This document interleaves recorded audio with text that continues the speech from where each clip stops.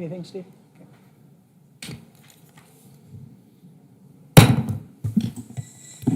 I call to order the final regular city council meeting for 2023 on Monday, December 18th at 5:30. Let's move on to item number 1 on the agenda, and that is the roll call. Burlingame. Here. Evans. Janser. Olson. Pittner. Here. Gula. Ross. Here. Now, as we are going to do away with the Pledge of Allegiance today. We have a group of special guests that will be singing us the national anthem. So please rise. Welcome the Change of Pace Singers.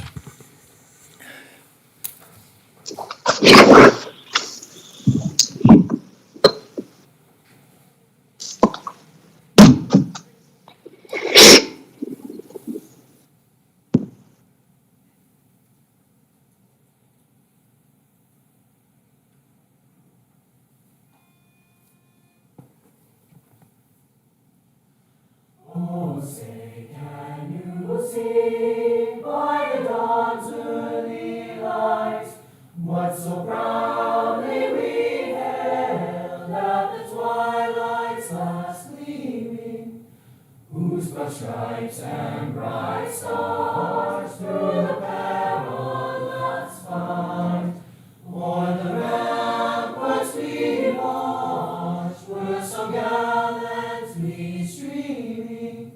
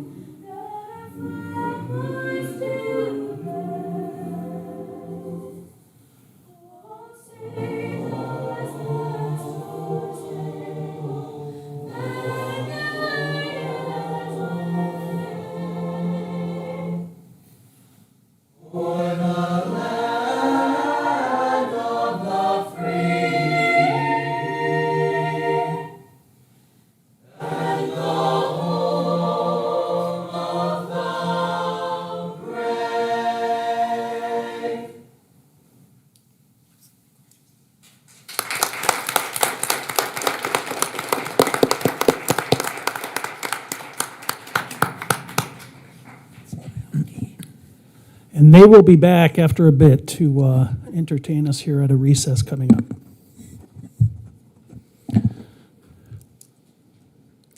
It's moving on to the item number 3 on the agenda. That's the mayor's report. Just a few things, just a couple of board meetings I attended since our last meeting. Task Force 21, we did have a business after hours, and it's that season for a number of holiday events, ending up or wrapping up the week on Saturday with an incredible crowd we had at the holiday train. So thank you to everybody who attended those events. Also, one thing I do want to touch base on with the council and for public is this is the time of the year where we have alcohol renewals. And we've got until the end of the year, and just as a reminder, currently in the clerk of court's office, or city clerk's office, there are 17 businesses that have yet to file any renewal paperwork. And really, essentially what that means is as of January 1st, they will no longer be able to operate if they don't get their paperwork in. So that's what we have currently, and if there are any questions, I can try to answer.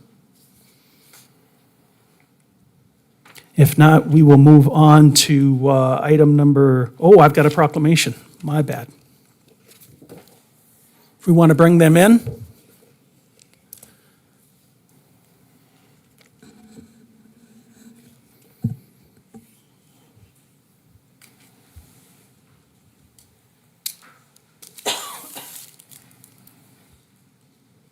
As they are walking in, Mayor proclaims December 19th as Minot High School Bowling Team Day, whereas The Minot Public School District features outstanding education and extracurricular opportunities, including the Minot High School Club Bowling Program, which consists of 2 teams, Gold and Maroon. And whereas the Minot High School Gold Team recently won the 2023 North Dakota State Bowling Championship after previously winning state championships in 2012 and 2017. And whereas Gold Team member Peyton Beater and Maroon Team member Maya Mickelson each won individual state championships in Girls Division I and Girls Division II respectively. And whereas the bowling program is led by overall coach Jeff Craig and his assistant coach Jamie Craig, who guided the Gold Team to the state championship. Now, therefore, do I, Tom Ross, Mayor of Minot, North Dakota, hereby proclaim December 19th, 2023 as Minot High School Bowling Team Appreciation Day and encourage all Minot residents to celebrate the team's 2023 state championship and recognize team members, including individual champions Peyton Beater and Maya Mickelson, and coaches for another season of excellence that brings pride to the Magic City. Congratulations, guys and gals.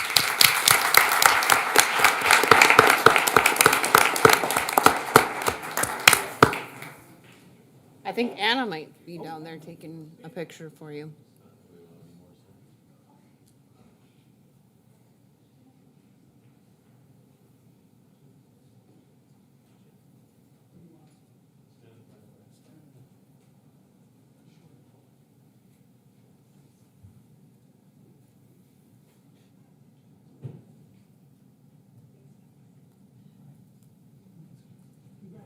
Congrats, you guys. Way to go.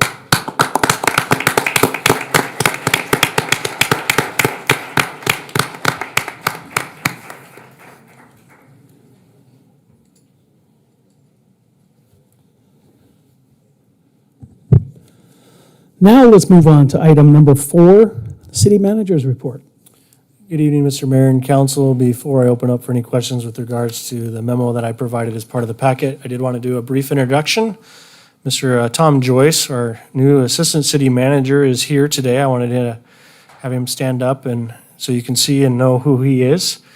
He's not officially an employee of the city yet. He starts his first day January 15th, but he's in town working on some relocation efforts and agreed to come and say hello and allow you to be able to see who he is. So we're excited to get him on board. I had lunch with him today, and we have a weekly phone call to talk about everything we can do to help get him on board as quickly as possible to help that transition be as smooth as possible. So welcome, Tom, and especially welcome to your wife. And we look forward to having you here on January 15th. Welcome, Tom. Sorry, with that, if there's any questions the council has with regards to the memo that was prepared as in preparation for the meeting, I'd be happy to answer any questions. Are there any questions of Harold, city manager? Anything, Paul? I got nothing. If not, we will move on to item number 5, consider the report to the Planning Commission. Item 5.1, major subdivision preliminary plat, Rose Hill Cemetery, 4th edition. What are the wishes of the council? Move approval. We have a motion by Mark. Is there a second? Second. Second by Lisa. Is there any further discussion? Any discussion? If not, please call the roll. Janser, Yes. Olson, Yes. Pittner, Yes. Padrigula, Yes. Ross, Yes. Burlingame, Yes. Evans. Yes. Moving on to item number 6 on the agenda, that's our consent agenda. We have 16 items on the consent agenda. I have been asked to pull 6.7. Are there any other items to be pulled? Any other items to be pulled? If not, what are the wishes of the council? Move approval on the remaining items. We have a motion by Lisa. Is there a second? I'll second. Second by Scott. Any further discussion? Are we doing 5? What's that? Approving 6.5. That's under the consent agenda. I'm sorry. I meant, we're pulling 6.7. That's what I meant to say. Thank you. I'm sorry. My apologies, Steve. Is there any further discussion? The one consent item is 6.7 we are pulling. If there's no further discussion, please call the roll. Olson? Yes. Pittner? Yes. Padragula? Yes. Ross? Yes. Burlingame? Yes. Evans? Yes. Janser? Yes. Moving on to item 6.7 on the agenda, the authorized final payment of $477,035.98 to Project B. What are the wishes of the council? Move approval. We have a motion to approve by Carrie. Is there a second? Second. Second by Mark. And I think at this time we'll call Chris Plank to the podium to address the issue. Mayor Ross, members of the city council, just to want to amend this, found out that Project B is not active in sam.gov. However, they are in the process of becoming active through a monitor check we noticed. So we just want to go ahead and authorize the council to make the payment. And when that does become active, we can release that check so the subcontractors can get paid in a timely manner. So I'll there a Carrie? amend my motion to hold, whatever it needs to be, hold the check until the city receives notification of compliance. I'll second that. Second Oh, was that would Janser. be, Janser, are you, Mark? I agree. Okay. And just for a point of clarification, the compliance would be that they need to submit proof of their registration in sam.gov. That is correct, yes. Okay. Is there any further questions? Any further discussion? Call the roll. Evans? Yes. Janser? Yes. Olson? Yes. Pittner? Yes. Padragula? Yes. Ross? Yes. Burlingame? Motion carries. At this time, we will take a short recess to bring on the Change of Pace Singers to entertain us a little bit here on our final meeting of the year. We do have cookies and hot chocolate out in the lobby if anybody wishes to partake in that. But at this time, we will recess and come back right after the performance.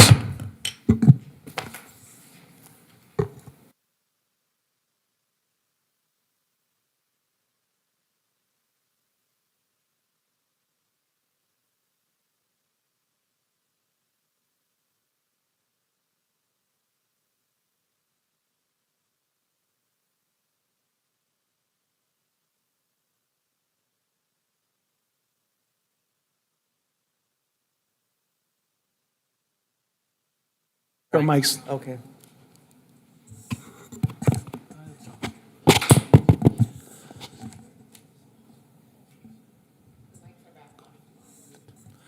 So the Change of Pace Singers, they're a group of singers that have to audition from Magic City campus, and they're led by, where is Miss Kurzman? Do you want to come up and say a few words before the performance, or just let the kids go after it? I'm really glad I went home. It was pajama day today. So this is Change Pace, and they are from Minot High School, and it's a group of juniors and seniors. They auditioned for this group the year before. They all have to be in one of our larger ensembles. This group sings vocal jazz and vocal acapella pop. Christmas time is our very, very busy season, so we've been out since the Saturday after Thanksgiving at various organizations. Singing our Christmas sets. We do the anthem at different games and different functions as this meeting.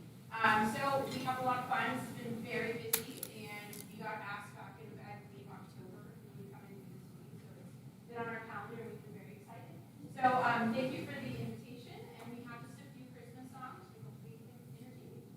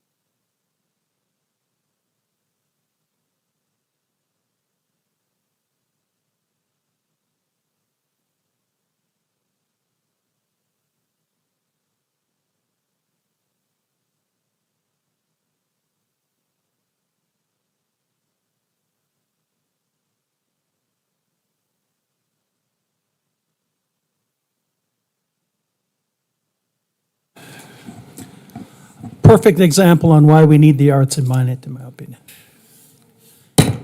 Oh, okay, we are back in session. Thank you once again. Thank you, Change of Pace Singers. Outstanding. They're the hardest working group during the holidays, I tell you. It was amazing. So, and it was finally nice to look out in the audience and see a room full of smiles. So that was kind of nice too, I have to admit.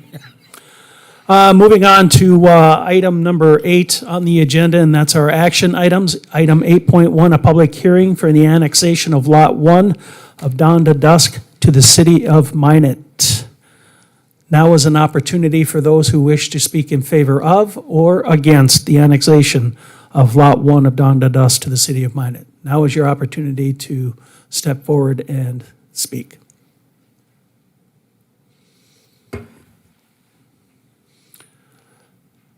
Now is your opportunity to step forward and speak on the annexation of Lot number 1 of dawn to dusk to the city of Minot. Last call.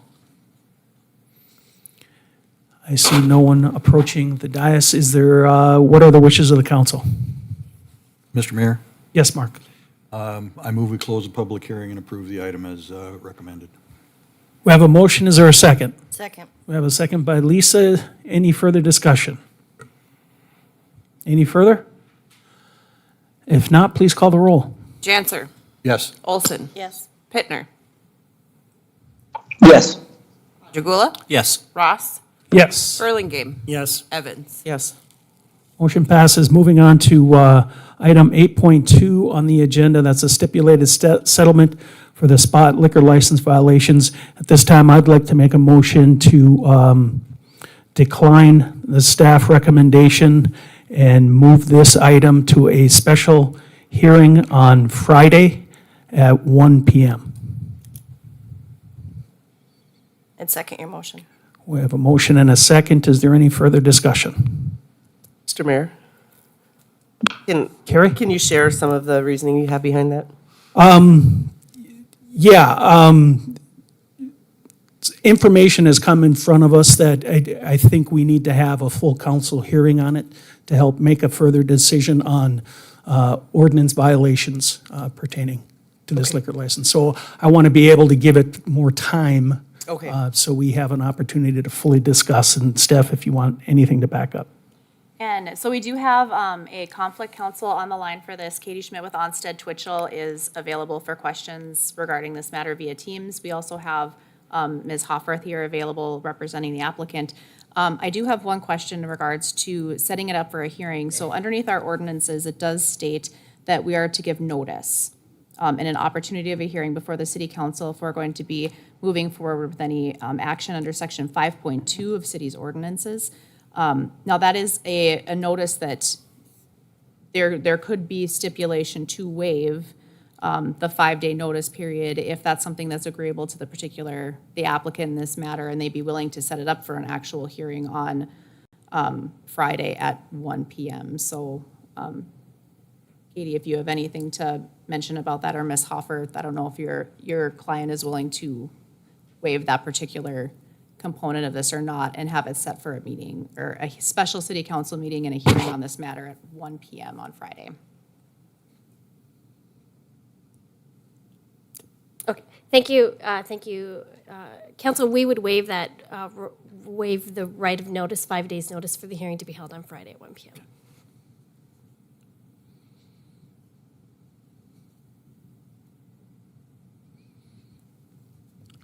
Thank you. Is there anything else for Ms.? Okay, thank you. Thank you. Thank you. Do we have to do something about the special meeting, or we do this first and then send I it? think we addressed the motion that's on the floor. That's the motion to decline staff recommendation and move to a special hearing on Friday at 1 p.m. Should cover it all. That's the motion. Right. Would it be to decline, or are we just postponing? I think we're going to decline the recommendation and have a full hearing on Friday. Is there any other questions or comments? If not, please call the roll. Ross, Yes. Burlingame, Yes. Evans, No. Janser, Yes. Olson, Yes. Pittner, Yes. Yes. Motion passes. Thank you. Moving on to item 8.3, the Transit Center approval plans and specifications and the First Street Southwest traffic revisions. What are the wishes of the council? Mr. Mayor, Paul? I'll make a motion to table this until after the conclusion of kind of navigating the parking structure conundrum that we're in. So I'll leave it at that. We have a motion by Paul, a second by Steve. Is there any further discussion? Steve? Mr. Mayor? Oh, go ahead, Paul. Paul, you've got the floor. Yep, it's your motion. Just, I just wanted to, just my primary reason for this motion is myself, as well as the city manager and Alderman Olson, were able to be a part of the recent selection committee for the 2 parking structures downtown, and all of the possible applicants questioned their ability to work with the project if they had to factor the transit center into some of the commercial space within that project. And I still agree that downtown, I think, is the ideal location for the transit center. Maybe, and I would just propose maybe a possible alternative location. You know, maybe we could argue that closer to Central Campus downtown, which will be a new middle school. Maybe closer to City Hall, closer to Ward County, even closer to Project B, which is one of our nonprofits. We spoke about them earlier here this meeting. One of our local nonprofits, and I would just like to know if we've fully vetted those options and opportunities. Maybe not, because it does make sense in the grand scheme of things. It does make sense to place the transit center in an existing structure owned and operated by the city. So I guess my question. I'll have a question for staff, I guess, for the record, and then I'll try to continue after this. But would the transit center, if placed in the parking structure, would that ever generate property tax revenue? Mayor, just as a point of order, a motion to table is generally not subject to debate. Correct. Oh, okay. We have a motion and a second. Alderman Pittner, can I just get clarification that the motion is essentially to table until after the conclusion of the RFP process for the parking ramps? Correct. And is after conclusion of the RFP process contemplating an award? Yes, and a negotiation with whichever applicant.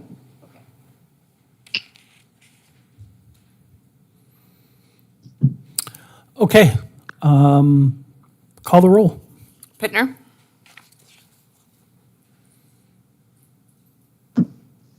Yes. Padragula? Yes. Ross? Yes. Burlingame? Yes. Evans? Yes. Janser? Yes. Olson? Yes. Motion passes. Motion passes. Moving on to item 8.4 on the agenda, that's the Magic Fund Guidelines Ad Hoc Committee recommendations. What are the wishes of the council? Yes, Mark? I'll move the recommendations from the committee as amended by the changes that the council members asked for. We have a motion by Mark. Is there a second? Second. We have a second by Lisa. Any further discussion? Steve? Yeah, I appreciate the efforts of the city staff, particularly our attorney, to make the modifications some of us were interested in the revision. And I'm comfortable with that. I don't want to hold it up. The only thing that I'm still a little leery about is having that last bucket of money going to flood control. Again, I think this Magic Fund was sold initially and continually on the premise that it would be for economic development. And flood control certainly has, significant chunks of money from other pennies of the sales tax. But I think last time we talked about this, it sounds like that last bucket would never really be filled or used. And like I say, I'm not sure it's worth making any fuss over, but I guess I just want to go on record saying I think this really needs to be focused on business development, economic development for the community. Thank you, Steve. Is there anything you'd like to add, Dave Lakefield? And if I may, while he's Go ahead, coming, just for point of order, to clarify Alderman Janser's motion.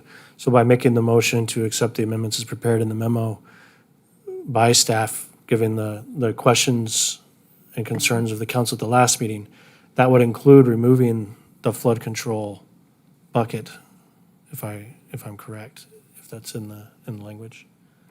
I don't believe it is in the proposed guidelines that we've removed it. So the only clarification that we have under the first paragraph was from, in the memo, is Alderman Padragould wanted to confirm whether or not flood control was contemplated by the original Magic flood guidelines. And it's not under our understanding that it was, that was added later. But if we do want to remove that, then we'd have to kind of make a determination on where that excess funding would go. And again, that's if there's excess funding. And our finance director, Mr. Lakefield, does have some opinion to provide on that matter. Mr. Mayor, members of the council, just a couple of things. This is looking at the Magic Fund guidelines, and we also have the ordinance that establishes the sales tax and specifically describes what that sales tax proceeds can be used for. In 2017, that ordinance was updated, and the portion that included the Magic Fund also included the potential that it could be used for sale or flood control purposes at that point. And then it was later updated again in late 2018, went into effect in 2019. And again, it talked about the ability to use that for the Magic Fund purposes, City of Minot economic development endeavors, or flood control. So that is allowed under the ordinance. However, how the Magic Fund guidelines are crafted, that isn't anticipated that the flood control would be a usage of that. I think the background to that was at the time the Magic Fund was sitting there, there wasn't a lot of activity in the Magic Fund. There was a sizable chunk of money that was there, and we're looking at all different options on how to fund this flood control project. So I think the narrative was that if we're not going to use some of that money for economic development, that we should be able to use it for some other public good, and flood control was one of those potential uses. Now, my concern with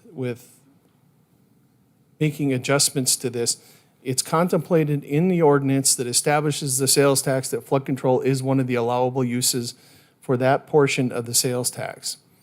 We have sold bonds that rely on our sales tax revenues to service the debt. So I am really leery about making any changes to the underlying ordinance that establishes those uses. Now here we come with the Magic Fund guidelines, and this is an attempt to address all potential uses of those funds that are part of that magic or economic development earmark from the sales tax. And one of those potential uses is flood control. So we were just trying to cover all of the bases with the Magic Fund guidelines in case that ever were to come forward in the future and be a need that we would have that included in the guidelines. The language is also there that the City Council will address how these funds are allocated every year in the budget process. So this is something that would have to come back before this body for those funds to be earmarked towards flood control. I see Alderman Pittner has his hand up. Paul? Yep, and this might be a question, thank you, Mayor, for Dave. Dave, when it comes to that ordinance that I'm thinking of in regards to the first penny and that 15% for those three uses you outlined, which one supersedes the other, I guess? Do we go by ordinance and then Magic Fund guidelines, or do Magic Fund guidelines kind of trump what our ordinances will be? Mr. Mayor, members of the council, I would say in this case, and the city attorney can call me out if I'm wrong, but I would say the ordinance would dominate in this. The Magic Fund guidelines are guidelines on how those funds will be used, but it's always been our position that the underlying funds still have to be compliant with the ordinance. And that's accurate. And there's no proposed ordinance before the body here today. There's an ordinance attached, but that's the previous ordinance that was passed that included flood control on it. That's nothing new for your consideration here today. It's just the guidelines themselves. Steve? So I appreciate, Dave, you clarifying that, and you clarifying that, Stephanie, and that's part of the reason I don't want to mess with this. It's not worth the bother, and you don't want to jeopardize bonding kind of issues and guarantees. And again, it's very unlikely we'd have any surplus that we wouldn't use, but I just wanted to make that point. Are there any other questions or comments for Dave Lakefield? Thank you, Dave. Is there any further discussion on the motion on the floor? Anything further? I have just a point of clarification. So the motion on the floor is to approve the recommended guidelines as attached and incorporating from the memo, the changes that are shown in paragraphs 2, 3, and 4 of the memo. That's accurate, right? Correct. Okay. Okay, if there's nothing further, please call the roll. Janser, Yes. Olson, Yes. Pittner, Yes. Chagula. Yes. Ross, Yes. Burlingame, Yes. Evans. Motion passes. Moving on to next item on the agenda, 8.5, Human Relations Ad Hoc Committee Recommendations. Looking at this, it appears to be there are two questions that need to be addressed today. And the first one I think we should take up is, should the city council deem the Human Relations Committee, should we continue the Human Relations Committee? Mr. Mayor? Lisa? So in answering that question, which I think will also answer the first question, alternative 2 addresses the question that the committee was posed with, and that would be, alternative 2 would be to accept the updated wording on the ordinance, but to delete the ordinance from our code of ordinances. I would make that as a motion. You are moving alternative Alternative 2. Yes. Second. We have a motion and a second. Further discussion. So if Lisa, go ahead. if I could add, there's been a lot that has happened since we first started looking at this ordinance in April. We had a lot of discussion at the council level, and then ultimately it went to an ad hoc committee that Alderman Burlingame and I chaired with a great committee, and I'm very thankful that all of those people were on the committee because they came prepared, they came willing to work, they came willing to collaborate, and so that was greatly appreciated. And through a number of meetings, the ordinance was updated to something that all of us accepted. But in the end, we had a very difficult time trying to make a recommendation to this body. 2 different motions failed 5-4 on whether or not we should keep the ordinance or delete the ordinance. And ultimately, the only thing that passed was the recommendation that the city council determine whether or not this is a needed ordinance. Personally, I'm torn. I think that this is a difficult decision to make, and I don't know that there is an absolute right decision to make, because I think all of us here, and I think many of the people in the audience, want to make Minot the best that it can be. We want it to be safe. We want it to be welcoming. But putting the hope in this committee to make that difference, I don't think that it's going to be successful. What we've seen over the last 9 months is that it's been divisive instead of pulling people together. And so that's why I have made the recommendation that I have made. Okay. Is there any further discussion? I would like to hear the other Carrie. co-chair's recommendation. Okay. So we had the possibility of having this on the agenda for our first meeting of this month, and I had asked Alderwoman Olson if we could have an extra couple weeks.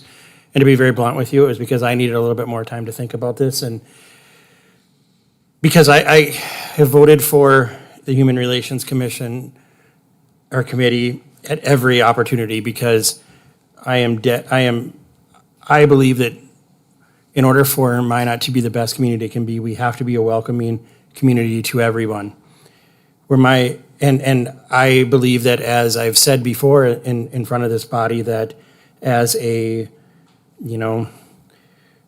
straight white Christian dude, I am not necessarily the target market of the folks that we're talking about here, and I don't know what it's like to come from a traditionally marginalized group. And I recognize that. And I've heard from so many people on both sides of this issue, but I've particularly heard from many people whose stories need to be told. People who don't necessarily feel the most welcoming in this community, and people who don't feel safe, or people that don't feel like this is as wonderful as it can be. And I've also heard from people on the other side of it that feel like, well, we don't need this. It's just going to cause division. It's just going to cause divisiveness. And I would argue we already have division. We already have divisiveness. Are we paying attention to the world at all? Of course we have those things. So how can we at Minot begin the process of reconciling that? And so that's always been my interest. That's always will be where I'm at in my heart and soul.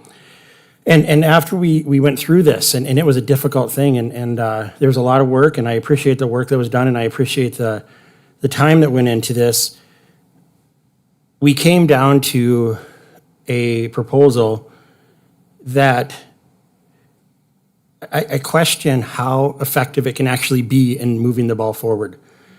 Will people from traditionally marginalized groups feel comfortable with this mechanism coming forward? Will people who aren't from here forever feel comfortable with this mechanism, making Minot into a better place? Or will they become targets? And we've saw that throughout this process. We've saw people who've stood up here and became targets of what they should never have to be part of. And that broke me in some ways to watch that. And I don't want to be part of anything that does that. I believe we need organization around the issues of making Minot a more inclusive community. I believe that we need active places for folks to tell their truth and to tell their stories. At this point, I'm not sure that this ordinance proposal is that right place. And for everybody that stood up here and told your stories, I want you to know that I heard you every time. And I've slept on this, and I've prayed on this, and I've looked at this probably more so than anything I have done while I've served on this dais. I want you to organize. I want you to bring stuff to us. I want you to use, as we've been seeing more and more lately, come and talk during public comments and tell your truth. Perhaps that's a better mechanism than doing it behind open records and open meetings and having the media there. Tell your truth behind the scenes. Work with people who believe in you and become stronger, and come forward one by one and tell your story. I'll listen to you, and there will become a time where perhaps the city is ready for this. There may be a time, I look forward to the day when I feel like I'm ready for this. I just don't feel it's now, and I'm sorry for that. I refuse to do anything to re-victimize people, and I refuse to do anything to make Minot a less welcoming community. And I feel like this, unfortunately, right now, as it's put together, has the potential to do that. And I can't be part of that. So that's where I'm at right now. So my question is, of the Hold four on, Carrie, alternatives, go ahead. which one are you supporting? Because you could keep the current ordinance. Yeah, I think can be a separate motion. Honestly, the current one hasn't met since we don't know when, and I think that it was probably a good ordinance at that time, but I liked the idea of updating, but that would be up to the mayor, I think, even to decide. Obviously, it hasn't been in Well, place. no, the so motion is to delete that ordinance. That's a good point. You're right, Gary. That's the motion before us right now, is deleting the existing law. So of the four alternatives, what is the co-chair supporting? At this point, I mean, to be blunt, the previous ordinance, whether it's deleted or not, isn't really my primary point. It doesn't seem to matter that much because it hasn't been in place anyways. So I see no point in hanging on to that previous ordinance because it's quite honestly not working anyways. I just don't really necessarily see support in my heart for even the ordinance that we worked so hard on. Okay. Any other comments, questions, debate? Lisa? Mr. Mayor, I'll share here what I shared at our final meeting too, and there's a couple different pieces of information that I think are very pertinent. There are over 500 options within the city of Minot for people to become involved. The list is on the Minot Public Library website, and I encourage people who are just looking for a group to belong to check that out, because it's an incredibly extensive list of opportunities. Now, I'm not going to say that that is going to fix problems, because I don't think that it will. I think it's just an opportunity for people to feel like they belong in the community. But I also don't want us to shirk our responsibility for fixing things that are wrong, because we know that there are issues. We heard from people during all of these meetings. They emailed us, and many came and spoke at the public hearing on November 28th. We know that there are issues, and we need to hear those, and we need to deal with those. And, you know, there are examples of when we have been able to fix situations. So we're not walking away from people. We're not walking away from trying to fix problems. But if there is an issue, I think it needs to come here instead of an appointed committee. Okay. Steph? Mayor, members of the council, and those in attendance, just as a point of procedure. So generally, when we do something to an ordinance, it has to pass on 2 readings before the council. And what's currently attached to the agenda are the 2 drafts that are retaining the ordinance. There isn't currently an ordinance attached that's contemplating striking the entire thing. So procedurally, if this motion were to pass here today, we would include it on 2 additional council readings, just showing an ordinance striking that language, and then pass that again on 2 readings. So just anticipate that if this motion passes, you would see it again on the agenda, and it would show just an ordinance striking through. It would be adopted by the council on first and second reading. Steve? I just want to clarify then what the motion is. The motion is to get rid of the old ordinance that we have now that is defunct, that's not operational, and also to adopt the final proposal that came out of the committee. No, so the alternative that I believe was Ms. Alderwoman Olson's motion was the city council would acknowledge the work of the Human Relations Ad Hoc Committee, but choose to delete Chapter 2, Article 5, Division 4, the Human Relations Committee from the Code of Ordinances. So it's acknowledging the work that was put in by the committee, but ultimately it would remove that ordinance. And then I would bring a stricken ordinance for the council's consideration the first and second meetings of January. So this would get rid of the current one, but not adopt the final draft of the committee. Yes. That's alternative 2, and that's what's on the table now. Yes. This would be removing the committee from the Code of Ordinances, but you're going to see it at the next 2 meetings in January. But we would have nothing to replace it at this point. No, it would be gone. Okay. Okay. Anything else, Steve?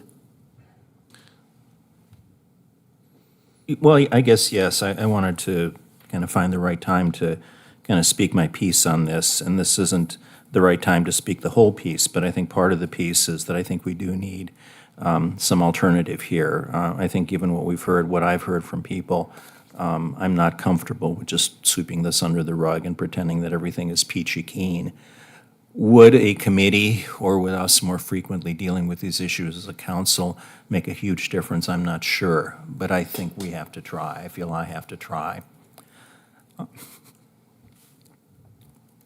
So I will vote against this motion because I think the current ordinance is not a good one at all. One of the things I don't like about it is it almost presupposes the idea of there being conflict and grievances, and I think feeds that. It's a grievance machine, and I think we have enough divisiveness and grievances being expressed and not resolved as it is in our country and in our community.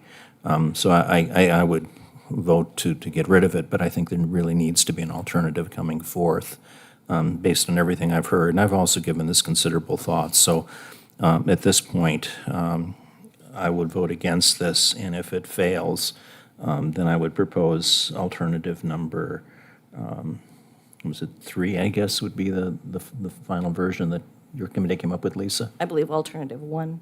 1. If you're, Mr. Mayor. Yes. If you are considering the updated version that the committee Right. is proposing and keeping the committee, that would be alternative 1. Okay. Okay, so I will vote to deep 6 the current ordinance, but I would then, if this fails, propose alternative 1 as an option. Is there any further discussion? Paul? Thank you, Mayor. I'm just trying to unmute myself. Well, first of all, again, I appreciate all the work that's gone into this. It's been a long road. And first of all, I wanted to thank everyone that volunteered to be on the ad hoc committee, even those that weren't selected but threw their names into the running. And I also wanted to thank Alderman Burlingame and Alderwoman Olson for chairing this committee, and I think they did. I think they did do a great job. And honestly, I think this process that we went through is a perfect example of what it looks like when government works. I think this was a healthy process. When we had individuals outside of an elected position from across the community that wanted to be engaged in discussion and came forward and volunteered to do so.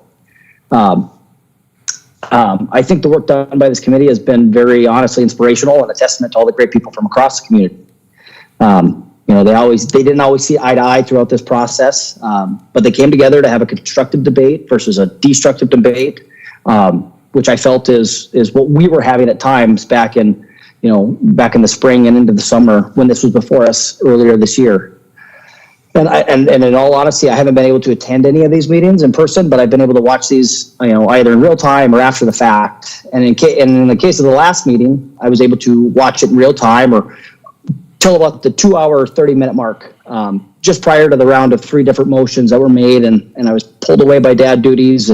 But prior to coming back to the meeting, I kept finding myself asking what I thought would be the final outcome, having witnessed the committee members work together, with and against each other at times over the past months, the individuals that were willing to testify on issues, and in all honesty, being moments away from that culmination of all of this, what motion was I expecting? And in honesty, what motion was I hoping for? And I say hoping for because I agreed with all of the members at some point or another. All the members of the committees made points that I agreed with, and all of them made points that I disagreed with.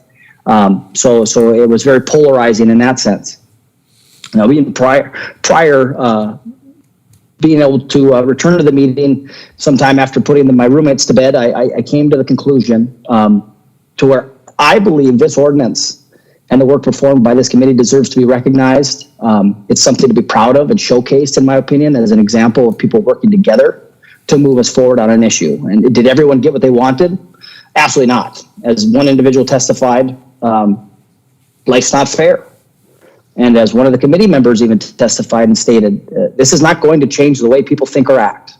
And I agree with both of those statements. Life is not always fair, and that change is a human experience, and you cannot achieve this sort of change through governance. But I think as a body, we can have this ordinance in place to lead by example and show if there are differing views in our community, we can all still come together, and even at City Hall, we can come together and have a constructive conversation and still respect each other as we go through these processes. Even though we don't always agree on everything. And I know there was some discussion at the last meeting about passing the buck or kicking the can to the committee, making them to be the ones that we could point the finger at for their recommendation. And I'm hoping all the committee members, I want to clarify to all the committee members, that was never my intention with my motion, even though I do agree that that's how it reads. And I think they got it right by presenting it to us back in that form. So thank you for that. I also hope that they all know that I believe personally that they accomplished what I don't think this council could have. Not in the time available to us, not in the polarization around these issues, and what you could also call political pressure surrounding some of these polarizing issues. So honestly, I'm very glad this is before us as an updated ordinance with no recommendation from the committee, so that the council can vote on this ordinance. That was the product of passionate volunteer citizens from across our community in 2023. And reflective of citizens of Minot in 2023 and not of citizens long before I was even born. So in conclusion, I'm going to vote against Lisa's motion, and I would side with Alderman Pajagula with alternative 1. Thank you. Any other comments? Carrie? I'm just making it short. On April 17th, this governing body voted 7-0 for a strong Human Relations Committee. And here we are 8 months later with cowards who completely changed your opinions and your votes and your support for the most vulnerable people in this community. And it is so disheartening I'll take it behind the scenes, Scott. That's, take it behind the scenes or join a group at the Minot Public Library. That's what, our African-American residents and our Indigenous residents and our disabled residents and queer residents should do. So, thanks. Any further discussion? If not, we have a motion on the floor and a second. Roll. Olson, Yes. Pittner, No. No. Ross, Yes. Burlingame, Yes. Evans, No. Janser. Yes. Motion passes. Moving on to item number 9 on the agenda, that's personal appearances. Now is an opportunity for those who wish to address the council to step forward. We do limit comments to 5 minutes.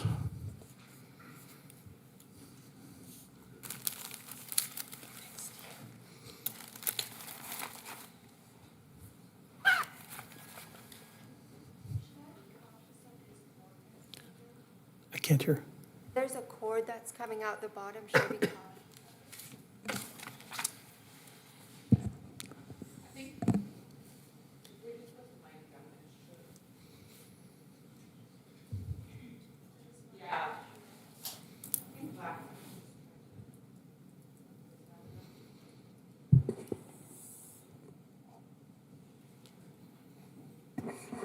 Thank you. Mayor Ross, council members. ADA standards and the International Building Code mandate the obligation to remove barriers from existing buildings when it's readily achievable to do so. Readily achievable means easily accomplishable and able to be carried out without much difficulty or expense. On the other hand, any alterations made to a facility since 1992 must be made in full compliance with the ADA standards to the maximum extent feasible. The ADA does not expressly define the term alteration. However, the DOJ defines alteration to mean any change to an existing building that affects or could affect the usability of a facility or any part thereof. The costs are not to exceed 20% of the original alteration.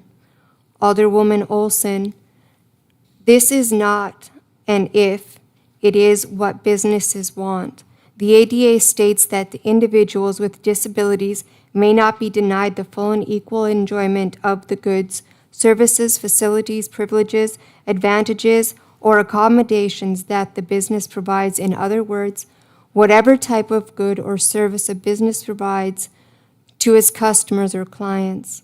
A business or other private entity that serves the public must ensure equal opportunity for people with disabilities. Alderman Pittner, you said that there is not anyone that would not be for ADA push buttons. My concerns, as I addressed it to the Economic Development Administrator, Jonathan Rosenthal, was that not one business that utilized the Downtown Facade Improvement Program installed an ADA push button, not one until after it was addressed.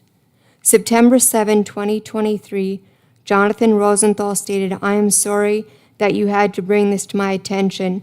I should have promoted it in the city's program." Margie's Art Glass, using the Downtown Facade Improvement Program, wanted one, but did not get one, then was told it was too late after addressing it, that there was not one when construction was complete. Ascend Wellness, during a walkthrough, the conversation on ADA push buttons and safety was halted. Ascend Wellness chose not to use the Downtown Facade Improvement Program. They chose to install an ADA push button anyway. I believe that there was a negligence on the city's part as the Economic Development Administrator being the point of contact to apply for the program, and also the person to do the building walkthroughs, was not properly communicating ADA accessibility as a component to the program, number 7 of 20. I believe that Jonathan Rosenthal and the Renaissance Zone Board are doing their best to correct this the right way. The Downtown Facade Improvement Program states that it will operate as a forgivable loan program that will respect the historic nature of the downtown buildings while updating their functionality and energy efficiency. There could not be a more important way to update the functionality of the facade of a building than adding an ADA push button, especially when the focus is on economic development. As progressive as City Hall is, words used to describe it were catalyst and resurgent. I'm confused how these words do not apply to the functionality in the community or the Downtown Facade Improvement Program not requiring ADA push buttons where city funds are given. Alderman Burlingame, as the director of Independent Inc., you boasted of your qualifications on accessibility. You were invited to the September 28 Renaissance Zone Review Board on ADA accessibility. You did not attend. You were also invited to the October 18 Roundtable on issues impacting the disabled communities, hosted by Alderwoman Evans. You did not attend. Alderman Burlingame, you stated about a decade ago, Mandan mandated power doors and they got slapped around a little bit, and that the next legislative session, you did not remember the state law that came down on that. Addressing that Mandan ordinance, the November 4, 2008 law states that installation of electronic handicap accessible entrance doors are required on every building open to the public that has received public funds in any form whatsoever. Please wrap Failure- up your comments or hit your time limit. Thank you.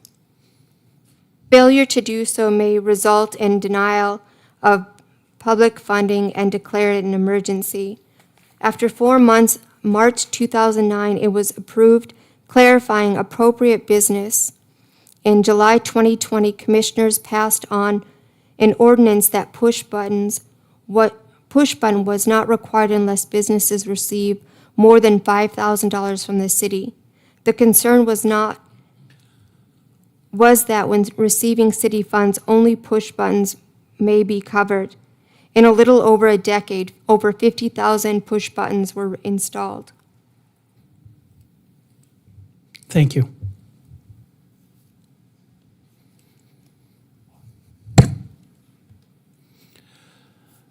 Now is an opportunity for those who wish to address the council. Please step forward.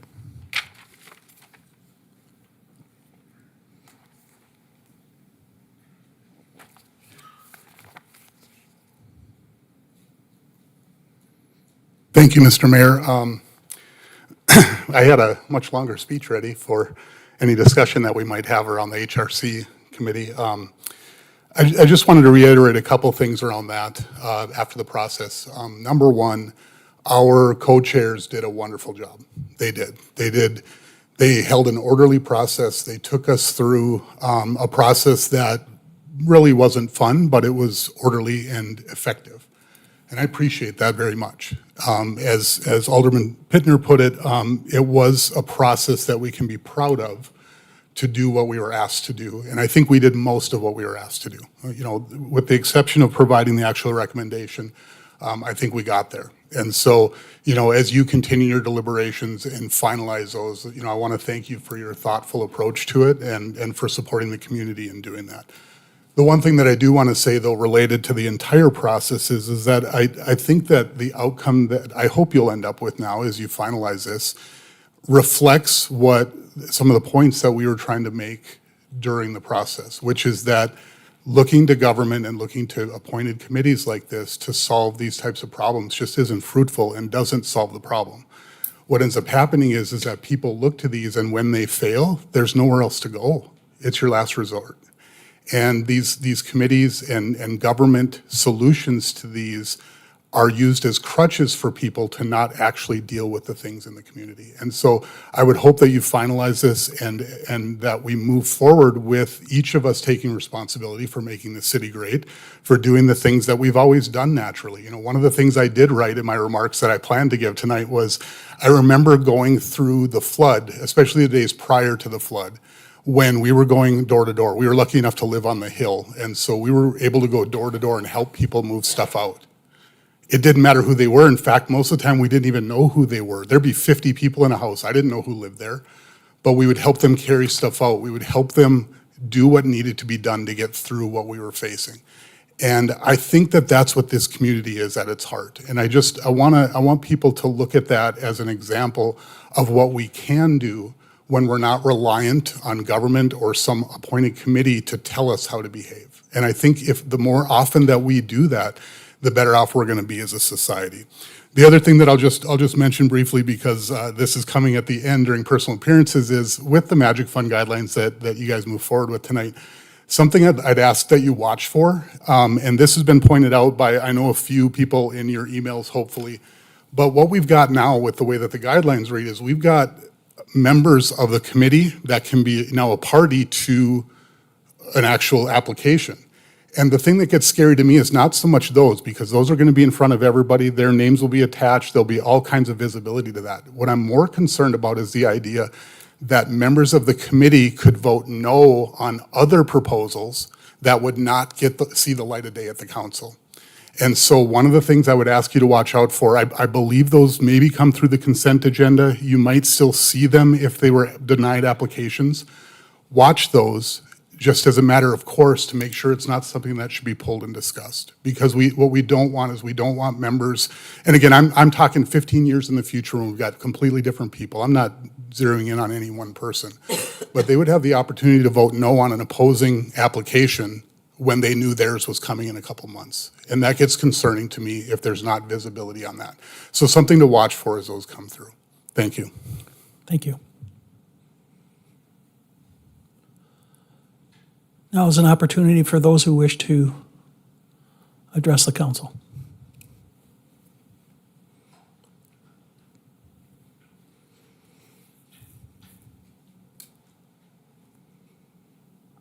Hello, members of the council for the meeting tonight. I just wanted to second Billy's support of the facade program and support of the handicap door openers. I think of businesses like Main Street Books that have on their own installed a handicap door opener. Open doors mean we can access your building. If there's no handicap door openers, it doesn't matter how accessible you make the inside if we can't even get in. We are ready and willing to support your business, but we need to be allowed in first. Do the North Dakota nice thing and say, come on in. If you don't make handicap door openers part of the facade funding, you're saying people with disabilities, their business does not matter to us. And I just want to say thank you to those businesses that have already done so. Thank you. Thank you. Ma'am, what is your name? I'm sorry, I didn't catch your name. Kelly Sim. Okay, thank you, Kelly.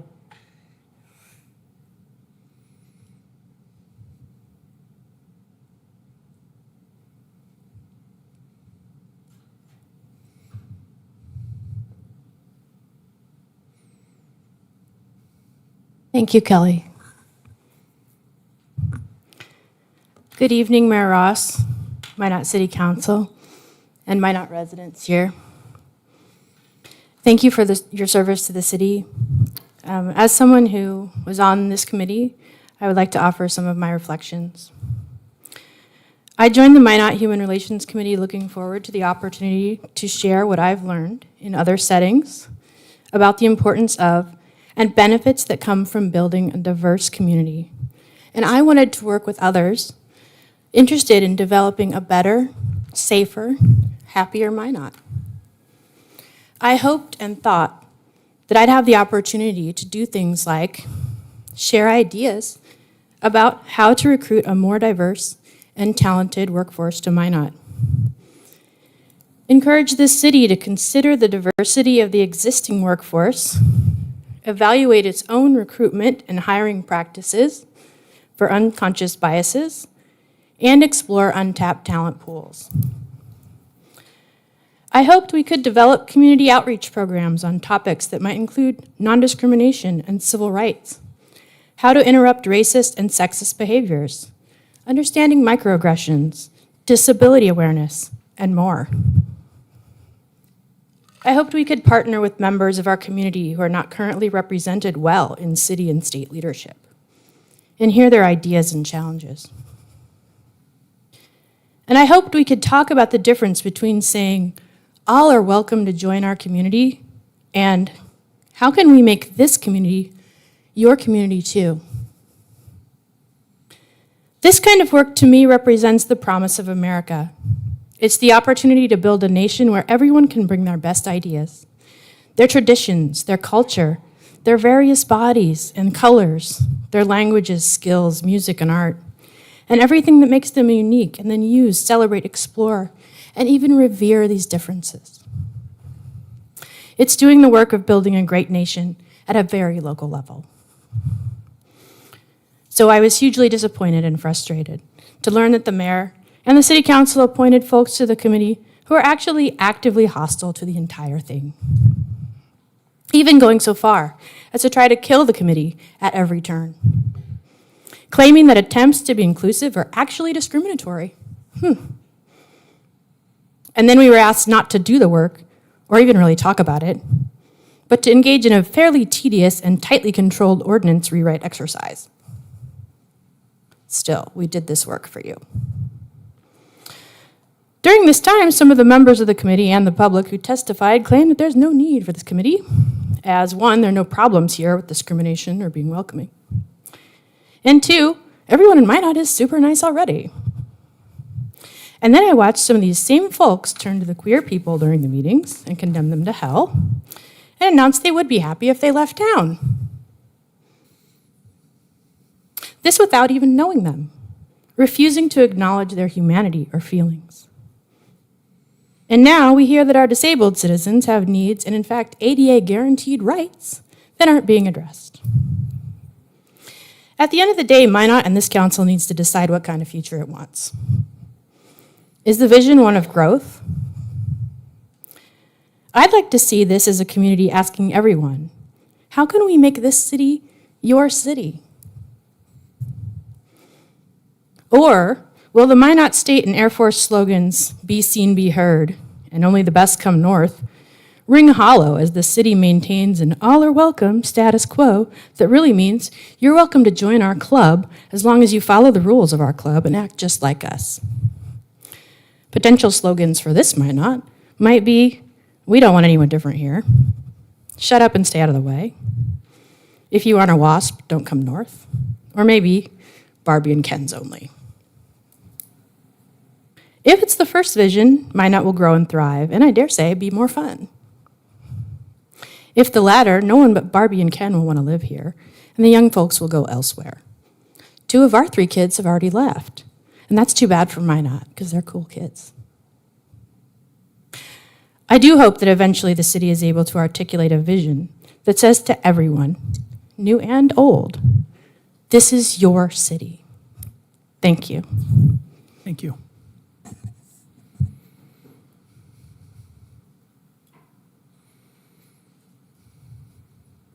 All right.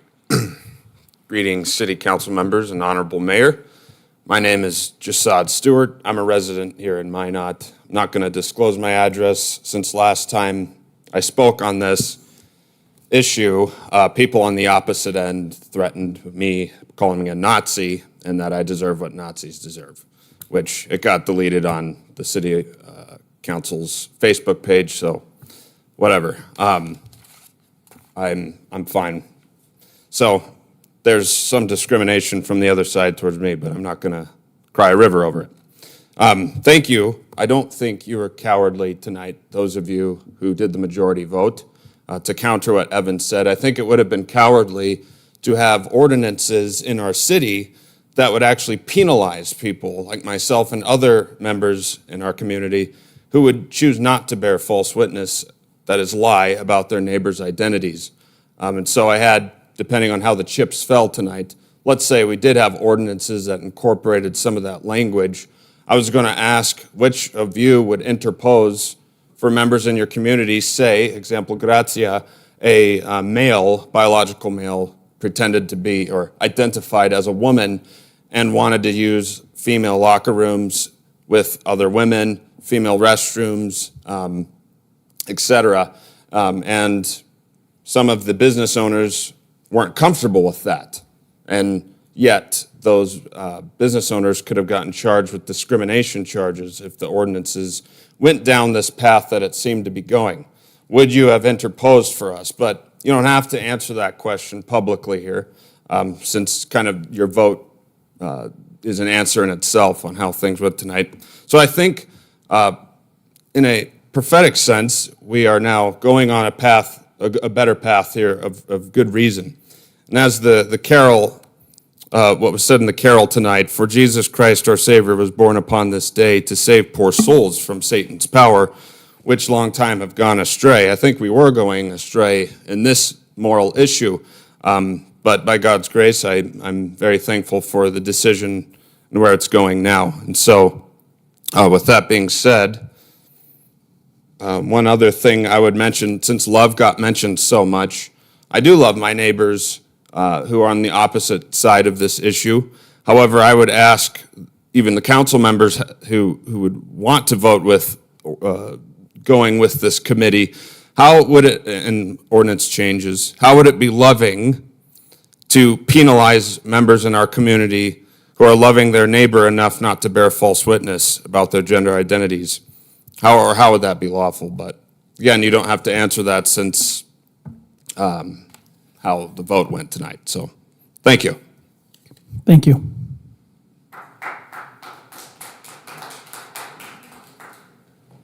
Now is an opportunity for those who wish to address the council to step forward. Hello, Mayor, council members. My name is Wendy Bagley. I am a citizen of Minot, and I am also the chair of North Dakota Sons of Liberty Minot chapter. We discussed this issue extensively in many of our meetings and came to some general conclusions. I do not pretend to speak for that particular organization, but I do know that typically what I'm going to say reflects what we have discussed over months and months of meetings talking about this issue. My background is in political science. I received my degree. One of my dreams, I love the legislative process. I served an internship as at the Utah State Senate, the Senate Majority Leader. I loved doing that. A couple years ago, I had an opportunity to meet with some new interns who were serving, and I was talking with them all excited, and they mentioned that after school, after graduation, they were going to go to Washington, D.C., and I was like, oh, what committee, are you going to work with a particular senator or representative? Is there a Senate committee you want to be on? And they said, no, that's not where the good jobs are. The good jobs are in administration. And that kind of leads to my main focus of what I want to talk about today, is that our country has undergone quite a bit of a shift, and it is a cultural shift. And I'll try to be very, very brief.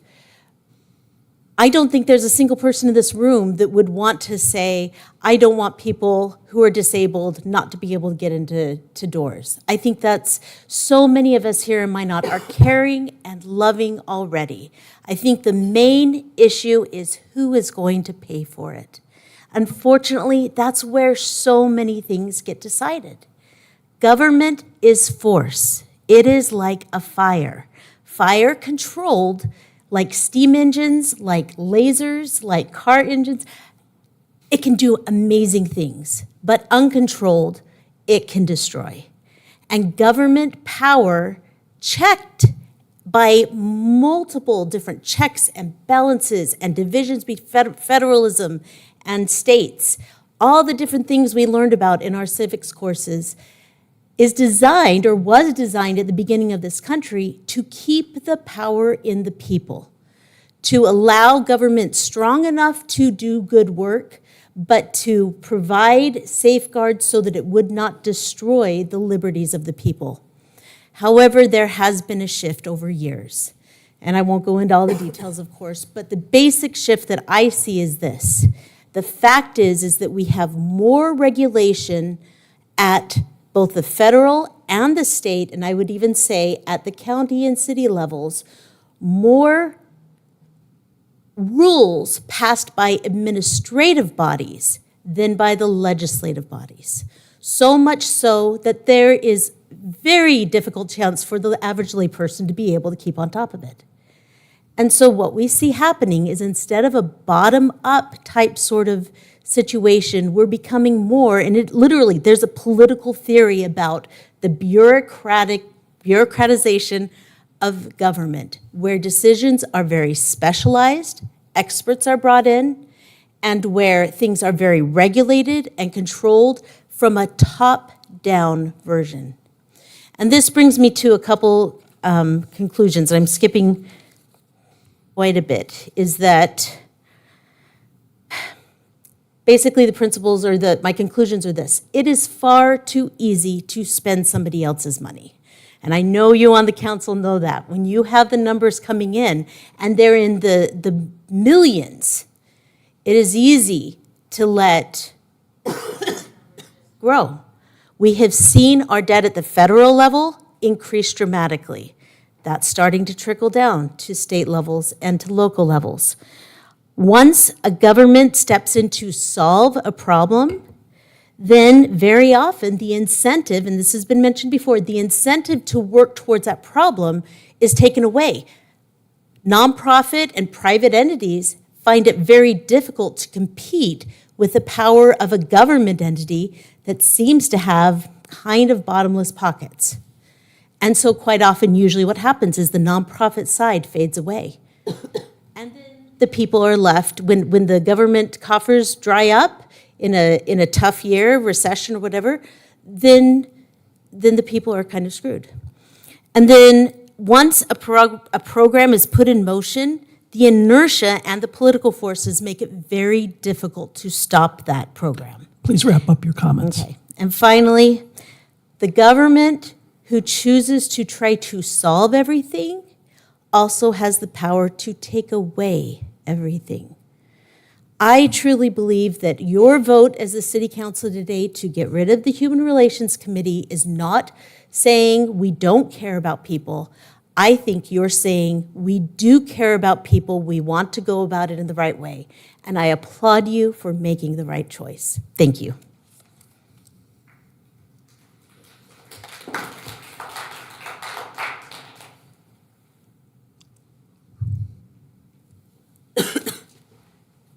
Well, Mayor and members of the City Council, I'm going to shift gears tonight and try to talk about maybe something a little lighter.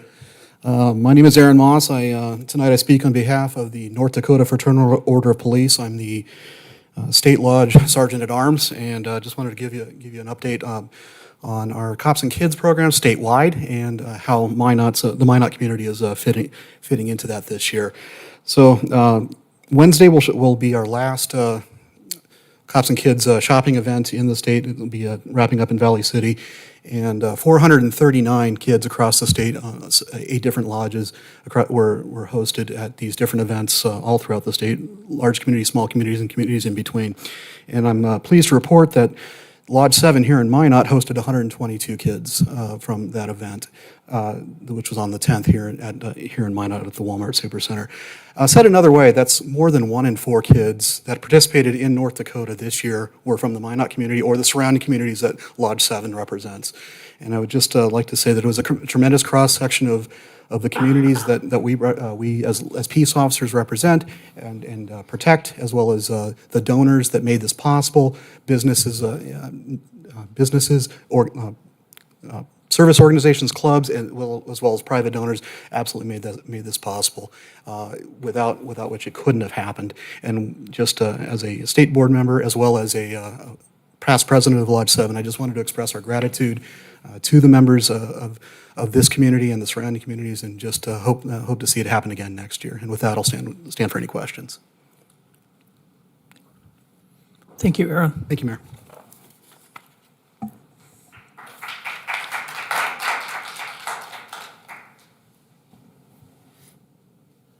Hi, my name is Claire Gray. I'm a resident of Minot. I had so much I wanted to say. Not even sure where to start. The Human Relations Committee for me was an opportunity for voices to be heard, for people to tell their stories in their own voice. It wasn't to impose. I never thought of having something like this to impose penalties or anything on anybody. Why would we do that when we just want to have a conversation? How can we have a conversation when marginalized communities don't have a place to have their voice, when those voices aren't lifted by our communities, by our leaders? See, coming out is a very difficult thing. I didn't do it till I was in my 40s. And sorry, Scott, your words really hurt me. Because basically told me to go back in the closet.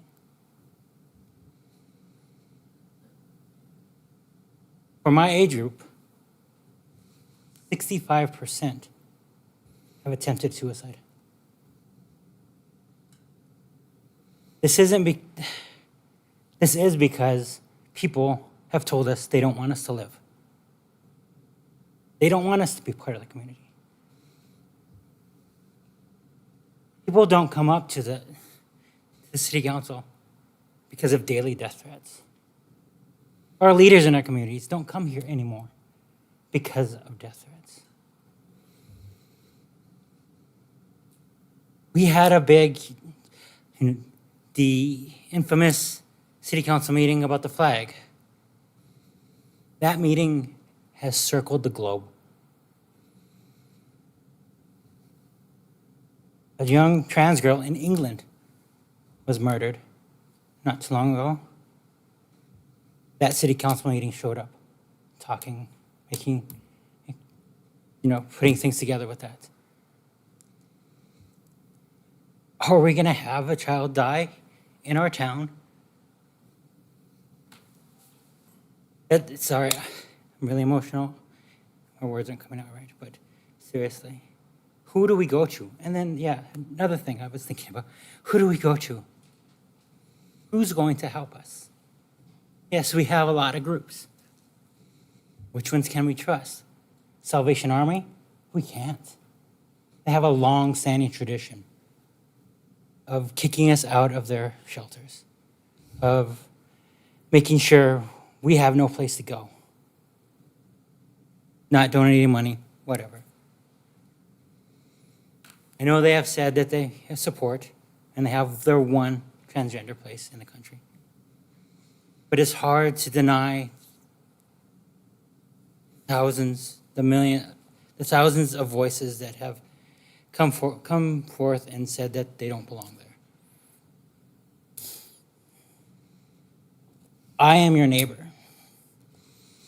I am from Minot. I worked with some of your family members. I work with some of you personally now. I've had job interviews with you. You have all eaten my food from the various restaurants that I've worked at.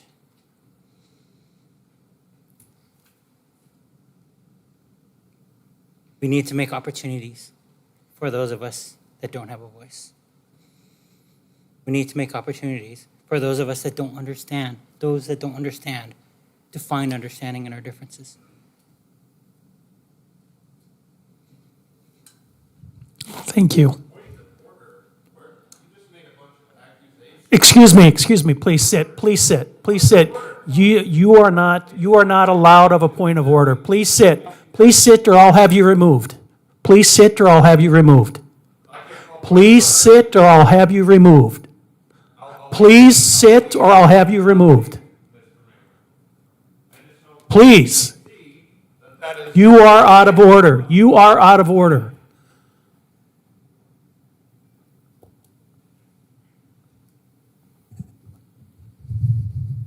Council members and Mr. Ross, Mayor Ross, three real quick points. As a member of the HRC committee, I believe that our co-chairs saw exactly what I saw, which first and foremost was this committee would have no power nor ability to really make any change or difference. It always was going to come back to the council. And I think as a part of that, Scott recognized that, the door isn't closed for people that have concerns or about the community and needs, whatever they might be. They're still welcome to come right here to this section of the city council meeting and make their appearance, make their concerns known, and allow you on the city council to make decisions about what you might do to make this community more welcoming for that person, if that's a concern. And so it was obvious to me that this committee was not going to solve any of those problems. It was always going to come back, and the door's still open for that. And I think the community needs to understand that. And lastly, even though those avenues are open, I think one of the council members at one point in his, Mr. Pittner, who's not here today, made his comment that this is a complete waste of city time and resources. That being spending time on an ordinance that would not produce any tangible results, on top of the fact that it's not the business of the city. There are other avenues for the Minot to be welcoming. We have our Chamber of Commerce, or maybe we should have a welcoming committee in this town to deal with some of those things through the chamber, like I think once existed.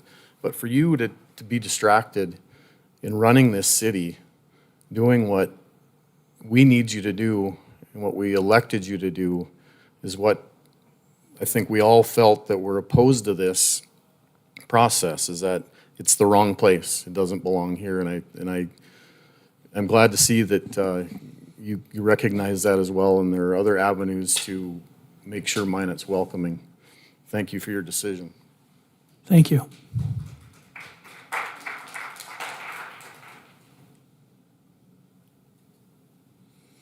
My name is Tiffany Fettig, and I want to speak on item 5.1, the city replat. I just have a few. I know you passed the preliminary replat on that. I live in the notification zone. I missed my opportunity to speak at the planning meeting, and so I wanted to bring my questions here. One of the things that was discussed that I caught later in the planning meeting is the requirements for sidewalks to be put in as part of that replat. There is already I believe, partially federally or state-funded fitness path on 16th Avenue, almost all of it in front of that city property. And so my question is, will the city be required to tear the fitness path out to put a smaller sidewalk in, or is that going to be addressed? And then there was comments that there was no room on the west side of it, which would be on 3rd Street running from 11th Avenue to 14th Avenue. And I'm not an engineer, I'm not an expert, but I know there's a pretty wide patch of grass that they mow on the east side that runs adjacent to the cemetery. And I think it should be considered whether sidewalks could be put on that end, and some questions and consideration as to what happens with the fitness path in relation to the sidewalk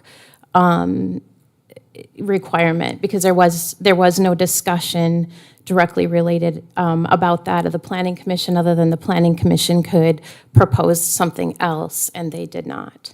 Those are my questions. And I will probably direct those to Brian Billingsley, who's in the back, maybe before you leave. you can probably touch base and Yeah, have that discussion. I did actually, he's going to give me a call tomorrow, but I wanted to bring the item forward to the council because I know you'll have a second reading or a finalization next time, and I didn't want it, I know you have a lot that you're taking in, and I just wanted those things to be able to be reviewed in relation to how we spend our funds.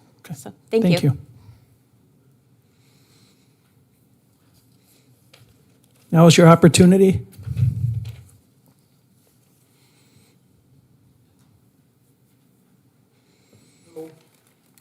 How are you ladies and gentlemen doing? I had a couple questions. I guess this would be the time I could ask these.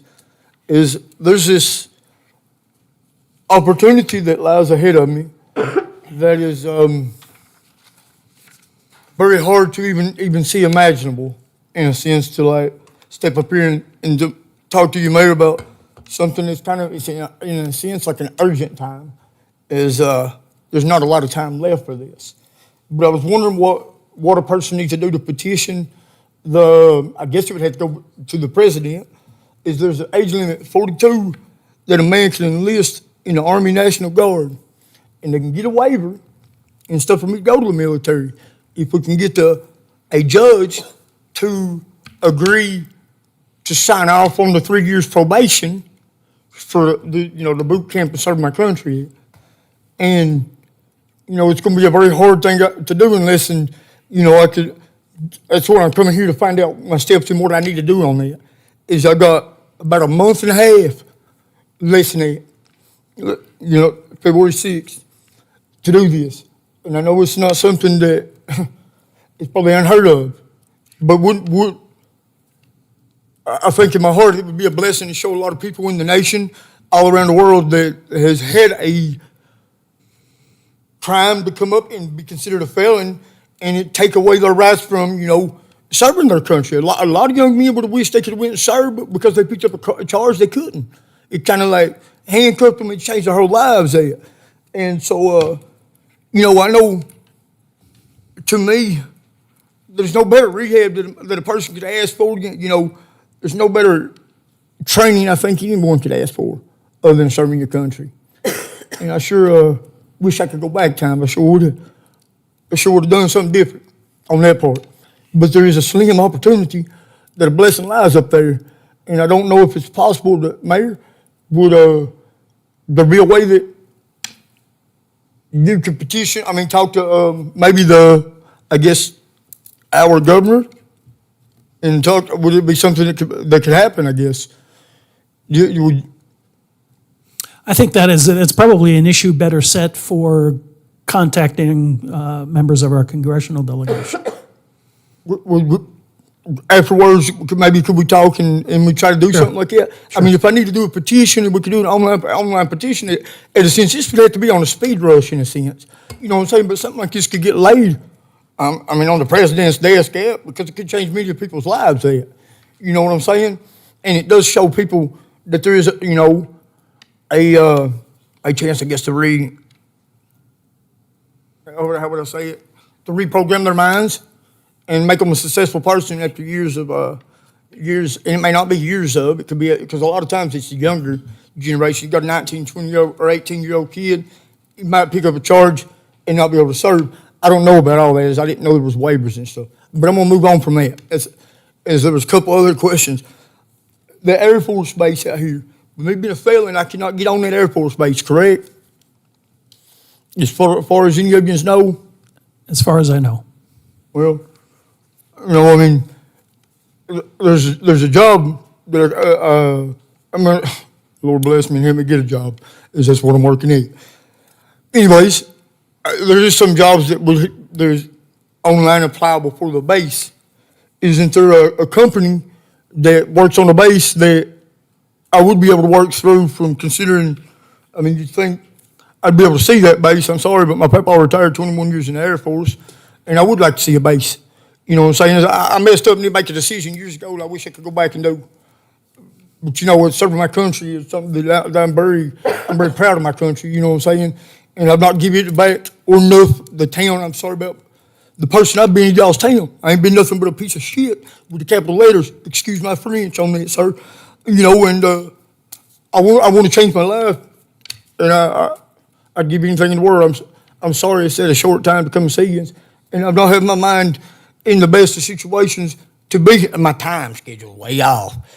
I just, Lord help me on it. As you know, it's coming together slowly. But we could speed rush stuff in a month and a half and you'll see me out the boot camp. And I guarantee you I'll keep up with things and keep them in the right pockets when I come back from there on it. I know you see me out in town, probably look like craziness with the pockets. The other thing, sir, I want to ask you 2 other questions. Obviously, Please Mr. wrap up Pittner your ain't- comments. You've hit your 5 minutes. Okay, So just I wrap up. apologize on it. Can I speak with you afterwards, though, right? Sure. Thank you, sir. Y'all have a Yep. blessed day. And thank you. Now's your opportunity if you wish to address the council. Seeing no further comments, we will move on to item number 10 on the agenda. That is miscellaneous and discussion items. Item 10.1 is the Visit Minot report. I see Steph is here.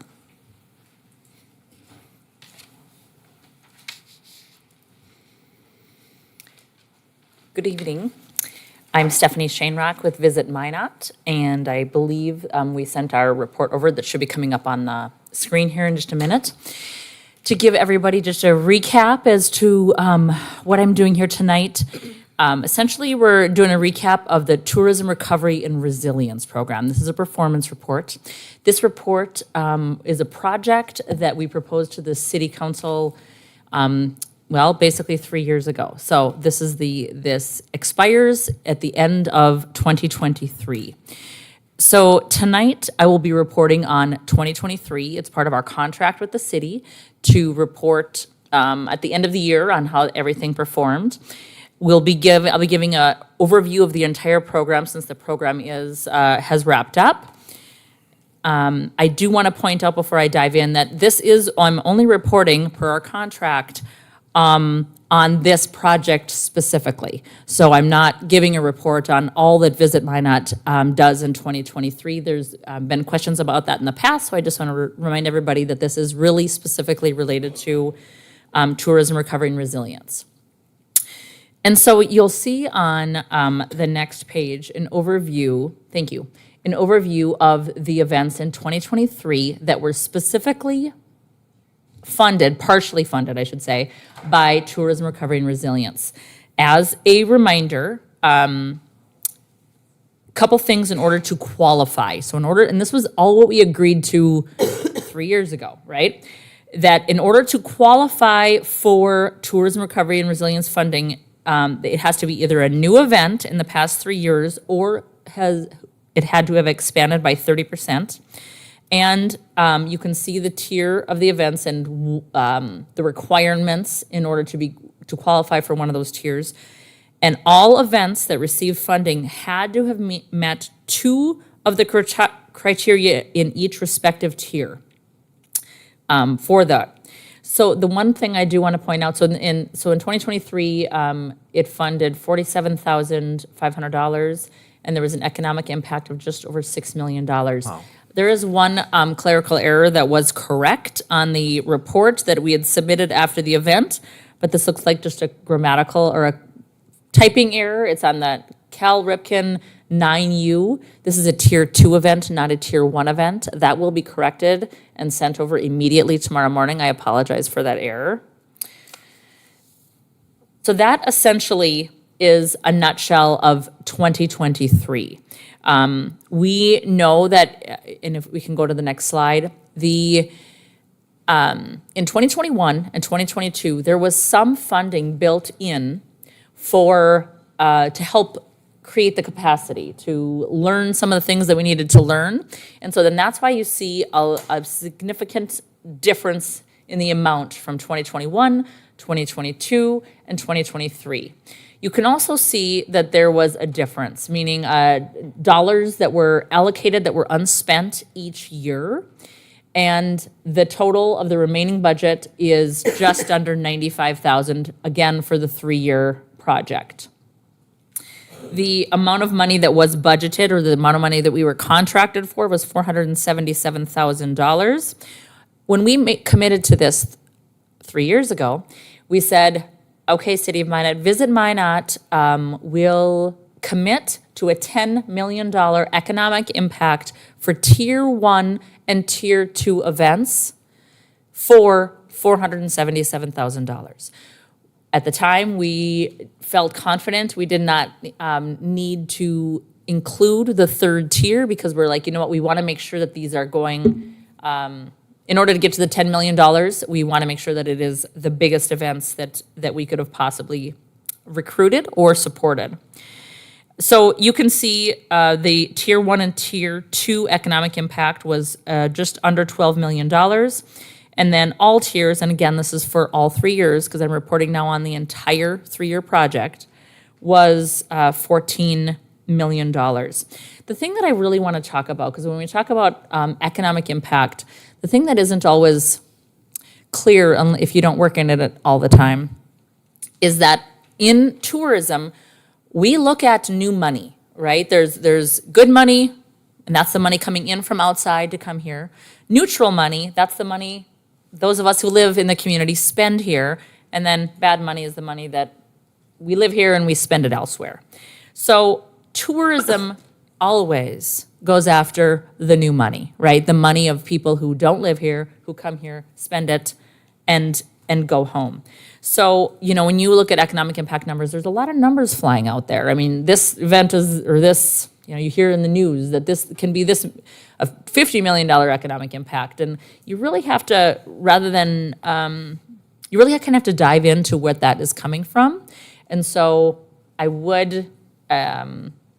just would like to point out again that this economic impact is new money coming to our community. And so, you know, 3 years ago, we pitched this kind of as a pilot program.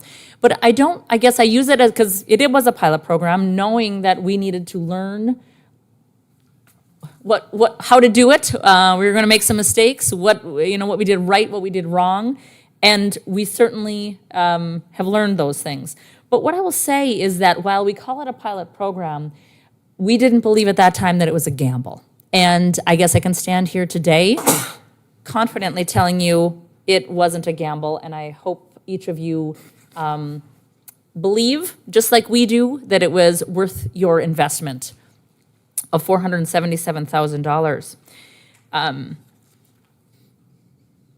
The last slide I want to point out here, this is, now the reason we wanted to show this to you is because again, remember how I said in 2021 and 2022, we used some fundings to build the capacity at Visit Minot to be able to do this ongoing.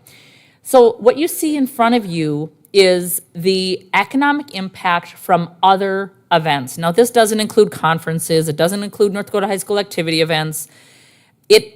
All you see here with listed are the events that did not qualify for tourism recovery and resilience. A lot of them formerly qualified, but they didn't grow by 30%, and therefore they weren't able to receive funding. But you can see a nice economic impact of that of just over $3.5 million from these events in 2023. It is proposed in the budget for 2024, and I'm hoping I'm getting these words right.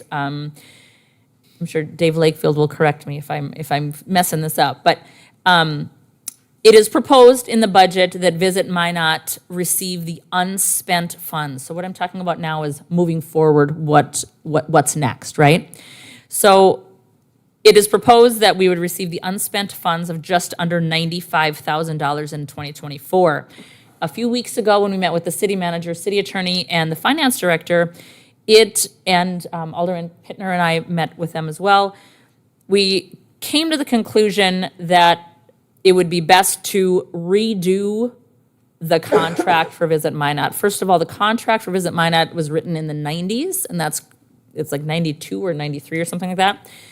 And then, of course, this TRF contract is ending. And so we thought, you know what, this isn't probably the easiest solution, but it is the best solution for both parties, for Visit Minot and the City of Minot. And so we are proposing that in early 2024, our attorney will work with the city attorney and develop a service contract ongoing.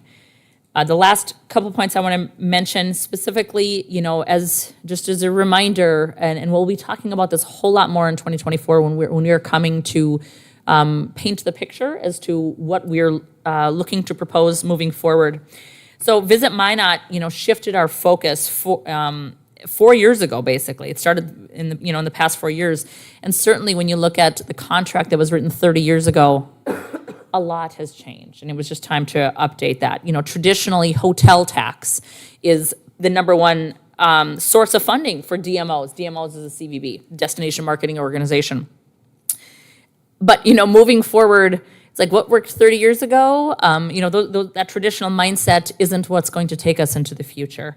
And so DMOs understand that destination development is the future, and that's the role that we play. In the most basic terms, it means that happens when more people come here to spend their money in in Minot from outside of Ward County.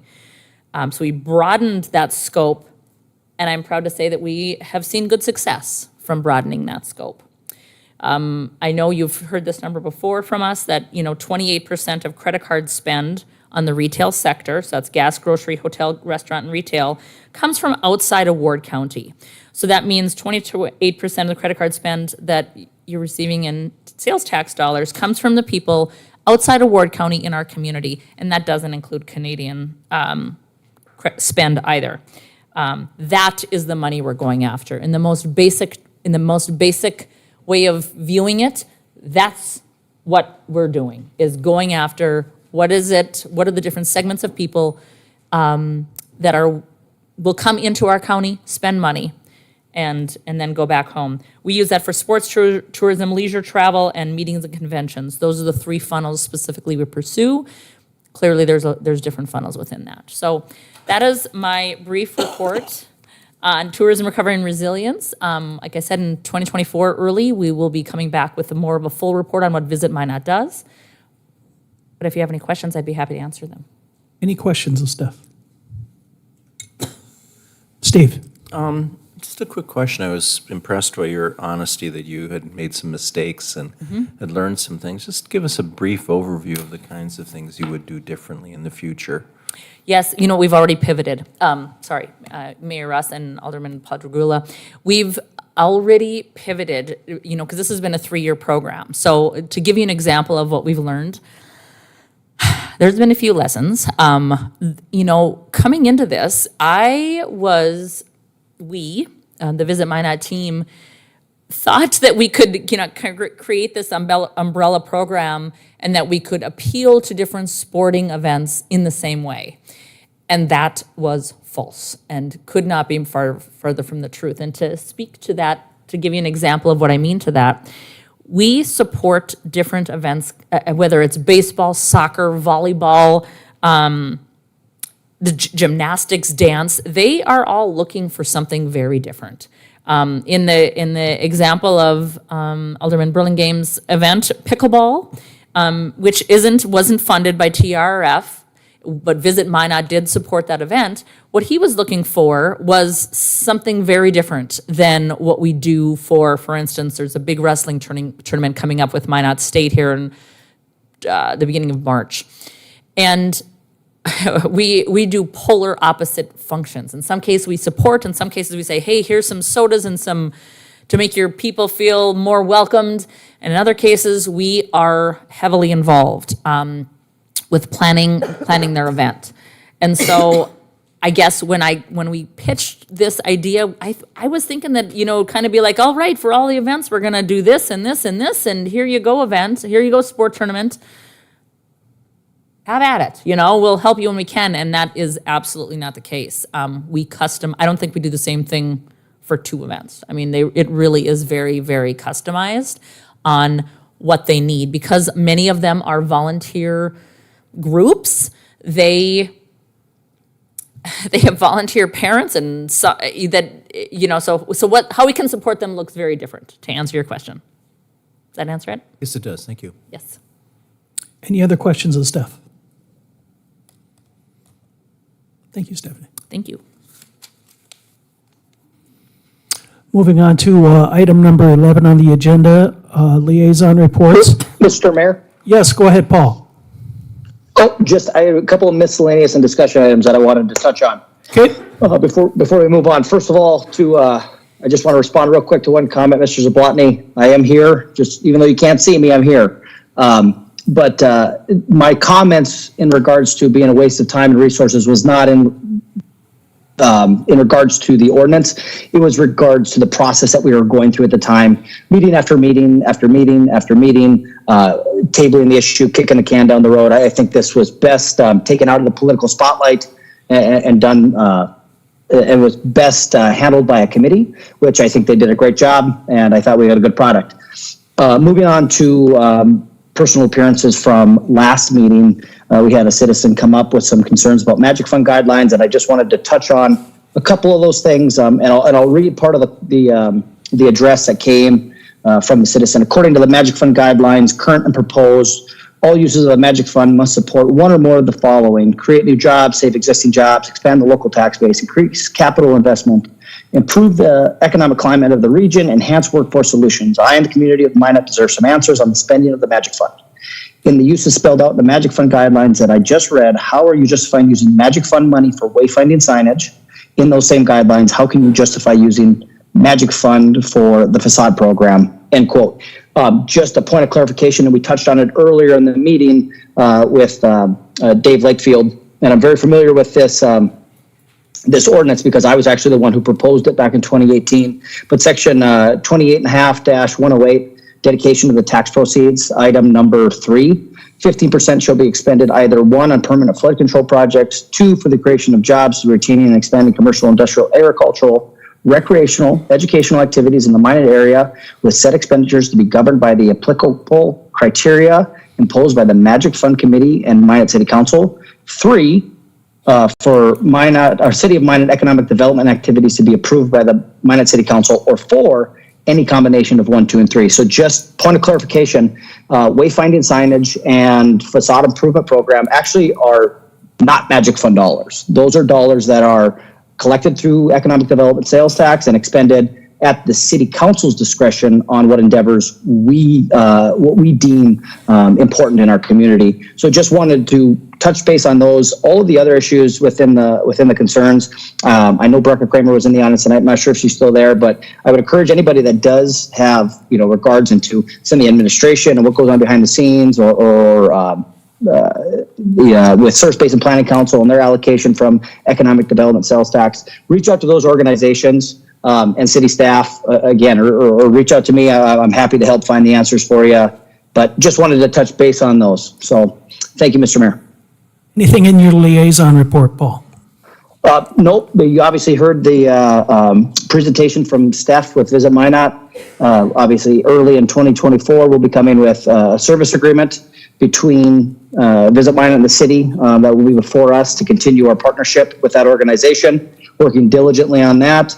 And then Renaissance Zone meets on this Thursday at City Hall. Thank you, Paul. Mark? Thank you, Mr. Mayor. I just would note that the MPO board will meet on Thursday.